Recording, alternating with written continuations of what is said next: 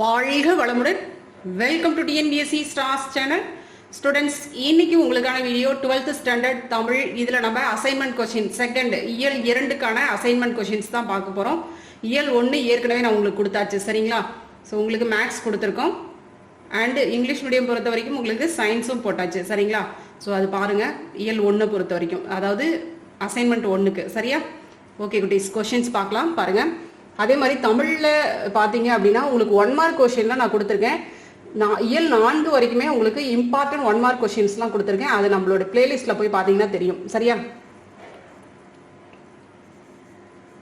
நரம்புகளுக்குள் வீணை மீட்டிக் கொண்டிருக்கிறது என்று ஐயப்ப மாதவன் குறிப்பிடுவது எதைங்க? மழை துளிகளை குறிப்பிடுறாரு. இப்போ இதில் இயல் 2 நம்மளுக்கு ரெடியூஸ்டு சிலபஸ் கொடுத்துட்டாங்க, அதை நீங்கள் பார்த்துருப்பீங்கன்னு நான் நினைக்கிறேன். இப்போ இதில் இயல் 2க்கு நம்மளுக்கு என்னென்ன இருக்குது அப்படின்னு பார்த்தோம்னா, செயல் பகுதியில் பார்த்தோன்னா பிறகு ஒரு நாள் கோடை, இலக்கணம் 4 வகை பொருத்தங்கள், சரியா? ஐயப்ப மாதவனின் கவிதை குறும்படம் இன்று. கையேந்தி இலக்கண குறிப்பு என்னதுங்க? கை ஏந்தி, 2ஆம் வேற்றுமை. ஐ வெளிப்படையாகவே வந்துருச்சு பாருங்க, 2ஆம் வேற்றுமை, சரிங்களா? உறிஞ்சுகிறது என்பதில் பகுதி என்னதுங்க? உறிஞ்சு, உரி அப்படின்னு வராது, உறிஞ்சு, இதுதான் பகுதி. வரும் என்று புணர்ச்சி எப்படி எழுதுறாங்க? வரும் என்று, இம் வரும் என்று. இப்போ இதுக்கு எப்படி புணர்ச்சி விதி சொல்லலாம்? வரும் கூட்டல் என்றுன்னு வருங்களா? இப்போ வரும் கூட்டல் என்று அப்படின்னா உடல் மேல் உயிர், ஏங்கிறது என்னதுங்க? உயிர், சரிங்களா? இப்போ உடல் மேல் உயிர் வந்து ஒன்றுவது இயல்பே என்ற விதிப்படி வரும், சரியா? அடுத்தது பாருங்க, மொழியினுடைய அடிப்படை பண்புகள் என்னென்ன இருக்கணும்? ஒரு மொழி இருக்கணும், அதுதான் அடிப்படை பண்புகள். திணை, பால், எண், இடம் இருக்கணும், சரியா? இது அமைந்திருக்கும் அடிப்படை பண்பாக. உலக மொழிகள் அனைத்திலும் எந்த சொற்கள் மிகுதிங்க? பெயர் சொற்கள் தான் மிகுதியாக இருக்கு, சரிங்களா? அவர்கள் வந்தார்கள் என்ற தொடரில் அவர்கள் என்பது என்னதுங்க? பதிலிடு பெயர் சொல். அடுத்து பார்த்தீங்கன்னா, இடப்பாகுபாடு எத்தனை வகைப்படும்? 3 வகைப்படும், சரிங்களா? இடம், தன்மை, முன்னிலை, படற்கை, சரியா? தமிழில் திணை பாகுபாடு எந்த அடிப்படையில் பகுக்கப்பட்டுள்ளது? பொருட்குறிப்பு அடிப்படையில் பகுக்கப்பட்டிருக்கு. நகரம் பட்டை தீட்டிய வைரம் ஆகிறது, விளக்குக. பெய்த மழையால் நகர மாசுக்கள் அகற்றப்பட்டன. மழைக்காலமாயினும் திடீரென வெளிப்பட்ட சூரிய வெளிச்சத்தால் நகரம் புதுப்பொலிவாகியது. இதனதான் நகரம் பட்டை தீட்டிய வைரம் விளக்குகிறது, சரியா? கவிஞர் இதை தான் சொல்றாரு, சரியா? பகுபத உறுப்பிலக்கணம் பாருங்க. குவித்து, குவித்து, சரியா? பகுதி, சந்தி, இறைந்த கால இடைநிலை, குவித்து. இந்த இடத்துல தூ, ஊ, சரியா? விகுதி ஊ, அப்ப வினையெச்ச விகுதி. புணர்ச்சி விதி, சுவரெங்கும் இருந்த, சுவரெங்கும் இருந்த, சுவரெங்கும் இருந்த. இப்ப ஈ முன்னாடி பார்த்த 1 மார்க் தான். உடல் மேல் இம் ஈ, சரிங்களா? அப்ப சுவரெங்கும் இருந்த அப்படிங்கிறது சுவரெங்கும் இருந்த அப்படின்ட்டு வந்துருச்சு. அப்ப எப்படி வருதுங்க? உடல் மேல் உயிர் வந்து ஒன்றுவது இயல்பே என்ற விதிப்படி இந்த இடத்துல இம் அப்படிங்கிறது ஈ. இது ரெண்டும் இம் பிளஸ் ஈ ரெண்டும் சேர்ந்தது மீயாக மாறி இருக்கு, சரிங்களா? இம் பிளஸ் இ, இம் ஈ, இது என்னவா மாறி இருக்கு? மீ. இப்ப சுவரெங்கும் இருந்த என புணர்ந்து வந்திருக்கு, சரியா? இந்த அளவுல நம்ம கொடுத்தாதான் மார்க்கு கிடைக்கும். இந்த விளக்கம் கொடுக்கணும். 4 வகை பொருத்தங்கள். எழுவாய் உள்ள தொடரில் அதன் வினைமுற்று எழுவாயுடன் சேர்ந்து திணை, பால், எண், இடம் ஆகிய 4 வகை பொருத்தங்கள் உடையதாய் அமைகிறது. சப்ஜெக்டோட சேர்ந்து இந்த வினைமுற்று, சரிங்களா? ஆப்ஜெக்ட், சரிங்களா? சப்ஜெக்ட், வெர்பு, ஆப்ஜெக்ட் சொல்லுவோம் இல்லையா? அப்போ அந்த எழுவாய், அந்த எழுவாயோட சேர்ந்து என்ன பண்ணுதுங்க? திணை, பால், எண், இடம் ஆகிய 4 வகை பொருத்தங்களும் உடையதாக இருக்கு. இருதிணைக்கும் பொதுவாக வரும் பெயர்கள் எழுவாயாக அமையும் போது வினை முடிவு எவ்வாறு அமையும்? இருதிணைக்கும் பொதுவாக வரும் பெயர்கள், பொதுவாக வரக்கூடிய பெயர்கள் எழுவாயாக அமையும் போது வினை முடிவு எப்படி இருக்கும் அப்படின்னு பார்த்தோம்னா, இருதிணைக்கும் பொதுவாக வரும் குழந்தை, கதிரவன் என்னும் பெயர்கள் எழுவாயாக அமையும் போது அவற்றின் வினை முடிவு இரு திணையையும் பெற்று வரும். குழந்தை சிரித்தான், குழந்தை சிரித்தது, இப்போ இந்த இடத்துல நம்ம அக்ரிணைக்கு தான் வந்தது போனது அப்படின்லாம் சொல்லுவோம் சரிங்களா. அதே தான் இந்த இடத்துல சிரித்தான் அப்படிங்கிறது உயர்தனையும் சொல்கிறோம், இந்த இடத்துல அக்ரிணையும் சொல்கிறோம். ஓகேங்களா, அதுதான் இங்கே சொல்கிறது. கதிரவன் உதித்தான், கதிரவன் உதித்தது சரிங்களா. இதுவும் அதே மாதிரி இருதிணையாகவும் நம்ம எடுத்துக்கிறோம். ஓகேவா. மழை கனவிலிருந்து ஊர் எவ்வாறு மழை கனவிலிருந்து ஊர் எவ்வாறு விடுபடுகிறது. மழைக்காலங்களில் நீர் தேங்கி நிரம்பி வழிந்த நீர்நிலைகள் யாவும் வெயில் கால சூரியனின் ஒளிக்கதிர்கள் பட்டதும் ஆவியானதால் நீர் குறைந்து விட்டது. வீட்டின் சுவரெங்கும் இருந்த மழை நீரின் தடங்கள் யாவும் வெயில் பட்டவுடன் மறைந்து போயின. மழை காலங்களில் ஈரமான மரங்களின் இலைகளில் தங்கியிருந்த நீர் சொட்டுக்களை எல்லாம் மரமானது வெயில் பட்டவுடன் மகிழ்ச்சியில் தலையை அசைத்து உதறுகிறது. பார்க்குறோம் இல்லையா, அப்படியே காற்று வீசும் பொழுது அந்த நீர் சொட்டு மழை முடிஞ்சோடனே அந்த 1 மணி நேரத்துக்கு அடுத்ததும் பார்த்தோம் அப்படின்னா அப்படியே உதிரும். அது அவ்வளோ அழகா இருக்கும் இல்லையா. மழை காலங்களில் இறை தேட வழியின்றி மரத்தின் கூட்டிலேயே தங்கியிருந்த பறவைகள் யாவும் வெயிலை கண்டவுடன் உற்சாகத்தில் சங்கீதம் இசைத்து கொண்டு தம் இரையை தேடி பறந்து சென்றன. இவ்வாறு மழை காலத்தில் நனைந்திருந்தவை அனைத்தும் சூரியனின் ஒளிக்கதிரால் வெளிச்சம் பட்டு பட்டை தீட்டிய வெள்ளை வைரமாகி மழைக்கனவிலிருந்து ஊர் விடுபடுகிறது. நீர்நிலைகளிலிருந்து உதடுகள் குவித்து உறிஞ்சுகிறது ஒளிக்கதிர்கள். இக்கவிதையடிகள் தூங்கும் பனி நீரை வாங்கும் கதிரோனே என்னும் நாட்டுப்புற பாடலின் தொடர்ச்சியாய் அமைவது பற்றி எழுதுகிறாங்க. பொழுது புலராத காலை வேளையில் இரவு முழுவதும் நிலவின் குளிர்ச்சியில் புல் செடி கொடி முதலானவற்றில் பனிநீர் படர்ந்து காணப்படும். என்ன சொல்றாங்க, தூங்கும் பனிநீரை வாங்கும் கதிரவனே. எப்படி நல்லா இருப்பாருங்க. பொழுது புலர்ந்த பின்பு சூரியனின் ஒளிக்கதிர்கள் அந்நீரை உறிஞ்சிக் கொள்ளும், பனி மறைந்து விடும். நிலவின் பனிப்பொழிவு முடிந்து சூரியனின் வெப்பக்கதிர்கள் பரவி விட்டது என்பதை இவ்வரிகள் நயமாக எடுத்துரைக்கிறது. நீர்நிலைகளிலிருந்து உதடுகள் குவித்து உறிஞ்சுகிறது ஒளிக்கதிர்கள். இக்கவிதையில் மழைக்காலங்களில் நிரம்பி வழிந்து இந்த அடிகள்ல நம்மளுக்கு மழைக்காலங்களில் நிரம்பி வழிந்து குளிர்ச்சியாக இருந்தன நீர்நிலைகள். தற்போது கோடை காலம் தொடங்கியவுடன் சூரியனின் ஒளிக்கதிர்கள் பட்டு உடனே நீர் ஆவியாகிறது. இதன் மூலம் வெயிலின் தாக்கத்தை குறிப்பிடுகின்றன இந்த வரிகள். மழைக்காலம் முடிந்து கோடை தொடங்கிவிட்டது என்பதை இவ்வரிகள் நயமாக எடுத்துரைக்கின்றன. நீர்நிலைகளிலிருந்து உதடுகள் குவித்து உறிஞ்சுகிறது ஒளிக்கதிர்கள் என்பது சரிங்களா. தூங்கும் பனிநீரை வாங்கும் கதிரோனை, இது பொழுது புலந்தோனே இந்த மாதிரி இருக்கு. இதுவே அடுத்த இந்த முதல் வரிகளுக்கு இந்த இது சரியா பார்த்துக்கோங்க. இடப்பாகுபாடு தொடர் அமைப்பிற்கு இன்றியமையாதது என்பதை சான்றுடன் சொல்லுங்கிறாங்க. இடப்பாகுபாடு தொடர் அமைப்பிற்கு இன்றியமையாதது. தன்மை பன்மையில் உளப்பாட்டு தன்மை பன்மை, உளப்படுத்தா தன்மை பன்மை என 2 வகை உண்டு. உளப்படுத்தா தன்மை பன்மை அப்படின்னா என்ன, பேசுபவர் அதாவது தன்மை, பேசுபவர் முன்னிலை யாரையும் தன்னுடன் சேர்த்து கொண்டு பேசுவது உளப்பாட்டு தன்மை பன்மை சரிங்களா.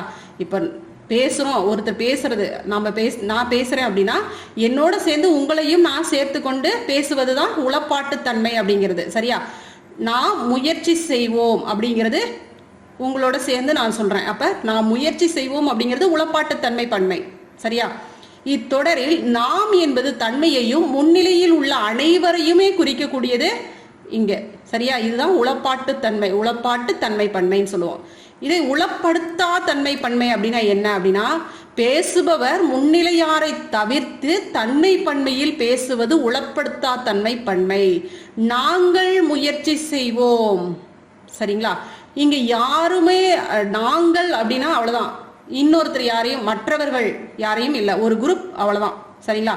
அப்ப மற்றவங்களை யாரையுமே அங்க முன்னிலைப்படுத்தாம சொல்றது சரிங்களா.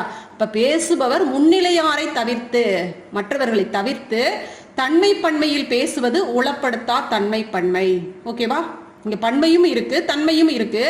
ஆனா அதாவது தன்னுடைய அந்த குரூப்பை தவிர மற்றவங்க இல்லை அப்படிங்கிறதான் சரியா. அவ்வளவுதான். மயங்கொலி சொற்களை ஒரே தொடரில் அமைத்தெழுதுக அப்படிங்கிறாங்க. தலை தலை தலை சரியா. தோட்டத்தில் பசுமையாக முளைத்திருந்த தலைகளை 2-3 தலைகளாக்கி தலையில் சுமந்து சென்றேன். ஒரே தொடராக்கணும். அலை அலை அலை சரிங்களா. உறவினர்களை அழைத்து கொண்டு கடல் அலையை காணச் செல்லும் வழித்தடத்தில் அலைகளை கண்டேன். இதெல்லாம் ஈஸியாக பண்ணிடுவீங்க. ஆனால் நம்மளுக்கு வார்த்தைகளுக்குரிய அந்த எழுத்துக்களுக்குரிய அந்த பொருள் தெரிஞ்சிருக்கணும், அதுதான் முக்கியம். மழை என்னும் தலைப்பில் 8 வரிகளுக்கு குறையாமல் கவிதை எழுதுகன்னு சொல்றாங்க. மழை அப்படிங்கிற தலைப்புல ரொம்ப ஈஸி தான். பாருங்க. வறண்ட பூமியை நீர்நிலையாய் மாற்றினாய், உன்னால் இன்று சிரிக்கிறான் விவசாயி, உனக்காக காத்திருந்த நெற்பயிரும் நன்றிகள் சொல்லுதே. மேக வெடிப்பில் பூமிக்கு வந்தாய், சூட்டை தணித்தாய், ஏனோ ஏழையின் வீட்டையும் இடித்தாய். கோபம் கொண்டால் வெள்ளமாகிறாய், கர்வம் கொண்ட மனிதனை கொஞ்சம் கெஞ்சவும் வைக்கிறாய். சரிங்களா?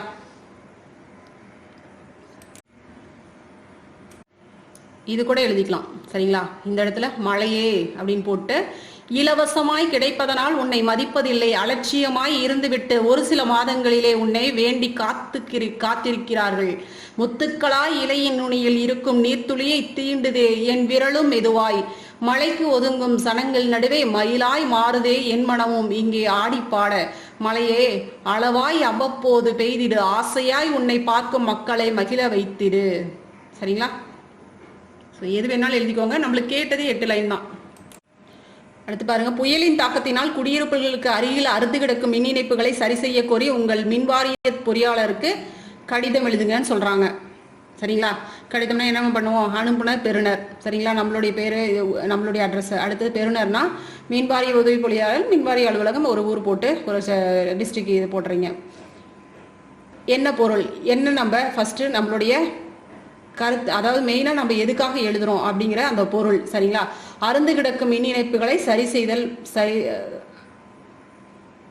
அருந்து கிடைக்கும் மின் இணைப்புகளை சரி செய்தல் சார்பாக இந்த கடிதம். சரியா? பொருள் அதுதான். வணக்கம், நான் மேற்கண்ட முகவரியில் வரணும். சரியா? மேற்கண்ட முகவரியில் கடந்த 20 ஆண்டுகளாக வசித்து வருகிறேன். எங்கள் குடியிருப்பில் ஏறத்தாழ 1000க்கும் மேற்பட்ட குடும்பங்கள் உள்ளன. கடந்த 2 நாட்களாக எங்கள் பகுதியில் புயல் தாக்கத்தினால வீட்டின் கூரைகளும் தடுப்பு சுவர்களும் இடிந்து விட்டன. மேலும் மின் இணைப்பு கம்பிகளும் அருந்து கிடக்கின்றன. குழந்தைகள், பெரியவர்கள் மற்றும் கால்நடைகளுக்கு ஆபத்து ஏற்படும் முன் உடனே வந்து சரி செய்து தருமாறு தாழ்மையுடன் கேட்டுக்கொள்கிறேன். நன்றி போடுவோம் இந்த பக்கம். சரியா? டேட்டு, அதுக்கப்புறம் உரைமேல் முகவரின்னு போட்டு கரெக்டாக எழுதிடுங்க. பின்கோட்லாம் ஏதாவது கொடுத்துருங்க. சரியா? அடுத்து இலக்கிய நயம் பாராட்டுதல் கொடுத்துருக்காங்க. வெட்டி அடிக்குது மின்னல், கடல் வீர திரை கொண்டு விண்ணை இடிக்குது, கொட்டி இடிக்குது மேகம், கூ கூவென்று விண்ணை குடையுது காற்று, சடச்சட சட்டச்சட என்று தாளங்கள் கொட்டி கணைக்குது வானம், 8 திசையும் இடிய மழை எங்கனம் வந்ததடா தம்பி வீரா என்று பாரதியாருடைய கவிதை வரிகள்.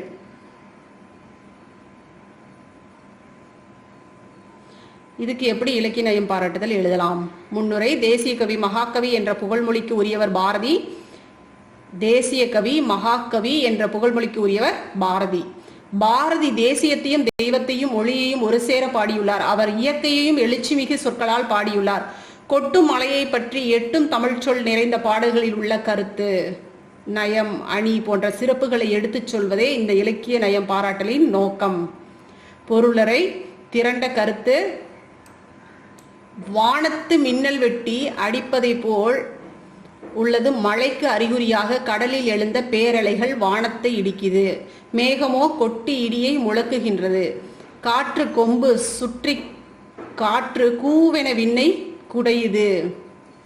வானத்திலிருந்து விட்டு விட்டு பெய்யும் மழை ஒளி சட்டச்சட என எழுப்பும் ஒளி தாளமிடுவது போல் உள்ளது. 8 திசையும் இடிந்து விழுவது போல் பெருமழை பொழிந்தது. இவ்வாறு மழை வந்ததை வீரா என அழைத்து அவனுக்கு மழை காட்சியை காட்டுகிறார். நம்முன் அந்நிகழ்ச்சி மனக்காட்சியாகி உள்ளது. இது பாடலினுடைய கருத்து. மைய கருத்து அப்படின்னா இடி மின்னலுடன் வானம் பொழிந்த பெருமழை என்பதே இந்த பாடலினுடைய மைய கருத்து. தொடைநயம் பார்த்தோம்னா மோனை நயம் இருக்கு. வீரத்திரை, விண்ணை என்ற சீர்களில் சீர்மோனையும் வந்திருக்கு. எதுகை நயம் வெட்டி கொட்டி சட்டச்சட 8 என்ற சீர்களில் அடி எதுகை வந்திருக்கு. சரிங்களா? அடி எதுகையும் இருக்கு. இரட்டை கிளவி சட்டச்சட சட சடன்னு சொன்னாலும் அந்த இடத்துல இரட்டை கிளவினா எழுதுங்க, பிரித்தா பொருள் தராது, அது இரட்டை கிளவி. சரிங்களா? இந்த இடத்துல பிரிச்சா அது அதுக்கான மீனிங் இல்லாமல் போயிடும், அதை இரட்டை கிளவின்னு சொல்லுவோம். அப்ப இது ஒலி குறிப்பு இரட்டை கிளவியாக இருக்கு. சொல் நயம், மின்னல் மின்னுகிறது என்பது சொல் வழக்கு. பாடலின் ஓசைய நயம் கருதி வெட்டி அடிக்குது மின்னல் எனவும் இடி இடிப்பதை கொட்டி இடிக்குது எனவும் வரும் சீர்கள் சொல் நயம் மிக்கவை. சரிங்களா? சொல் நயத்துக்காக மின்னல் மின்னுது அப்படிங்கிற மாத்தி இந்த மாதிரி எழுதியிருக்காங்க. பொருள் நயம், கடலில் அலை வீசுவது இயற்கை, மழை காலத்தில் பேரலைகள் வருவதும் இயற்கை, வேகமாக பாய்ந்து நம் அலையை வீரத்திரை என பாரதி குறிப்பிடுவது பொருள் நயம் கருதியே ஆகும். அணி நயம், என்ன அணி? மின்னல் தொடர்ந்து மின்னுவது வெட்டி அடிப்பதை போல் உள்ளதாக பாரதி கூறுகிறார். இடி இடிப்பது மேலும் கொட்டி அக்கொட்டியிலிருந்து எழும் ஒளி விண்ணை இடிப்பதாக கூறுகிறார். கொம்பு சுற்றி காற்று மலைக்கு அறிகுறியாக பலமாக வீசும், அது விண்ணை குடைவதாக கவிஞர் சொல்றாரு. இவ்வாறு மழையின் போது நிகழும் நிகழ்ச்சிகள் மிகைபட கூறப்படுது. எனவே பாடலில் உயர்வு நவீர்ச்சி அணி பயின்று வந்துள்ளது. சந்தம், இப்பாடல் சிந்துப்பாவை சார்ந்தது. எதுகை மோனையுடன் கூடிய இனிய சந்தம் பயின்று வந்திருக்கு. சுவை அப்படின்னு பார்த்தா மின்னல், இடி, காற்று, மழை இவற்றுடன் வெள்ளப்பெருக்கு, ஆனால் பாதிப்பு எதுவும் இல்லை. நாட்டு வளத்திற்காக நல்ல மழை, எனவே ஓவகை சுவை இருக்கு. தலைப்பு அப்படின்னு பார்த்தோம்னா கார்கால அடைமழை, பொருத்தமான தலைப்பு. முடிவுரை எப்படி எழுதலாம்? கவி பாரதி பாடல் புனையும் பாங்கில் எளிமையும், பாடல்னு வரும் இந்த இடத்துல. சரிங்களா? கவி பாரதி பாடல் புனையும் பாங்கில் எளிமையையும் இனிமையையும் சொற்சிலம்பமும் சந்தமும் சொல்லுக்கும் பொருளுக்கும் பந்தமும் காணப்படும். எதுகை மோனை அவர் எழுத்தில் தெரிந்திடும். அணிநயமோ அழகு நயமாய் காணப்படும். கருத்து தொய்வின்றி கவிதை சென்றிடும். இத்துணை சிறப்புகளும் மழை பற்றிய பாடலில் இடம்பெற்றுள்ளன. ஓகேங்களா? ஸோ இந்த மாதிரி இலக்கிய நயம் பாராட்டுதல் கொடுக்கணும். இலக்கிய நயம் ரொம்ப ஈஸி தான். அணி என்ன இருக்கு? பொருள் நயம், சொல் நயம்,